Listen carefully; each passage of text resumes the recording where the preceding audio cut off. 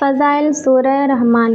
سورہ رحمان قرآن کریم کی ایک خوبصورت اور عظیم سورت ہے جس میں اللہ تعالیٰ نے اپنے بندوں پر جو کرم کیے ہیں اور نعمتیں عطا فرمائی ہیں ان پر شکر ادا کرنے کا حکم دیا ہے۔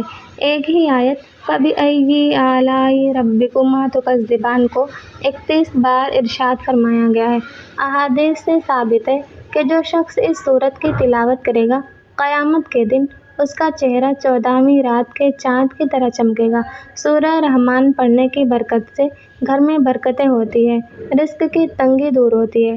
اگر کسی پر جادو یا برے تعویذوں کا اثر ہو وہ دور ہو جائے گا، اگر کسی پر جنات کا اثر ہو وہ زائل ہو جائے گا، اگر ایسا بیمار ہو کہ ہر دوا بے اثر نظر آتی ہو اس کو شفا ملے گی، اگر کسی بچے کو چیچک ہو گئی ہو اس کو دم کرنے سے اس کو فائدہ ہوگا، اگر کوئی شدید حاجت ہو اس کی تلاوت سے وہ پوری ہوگی۔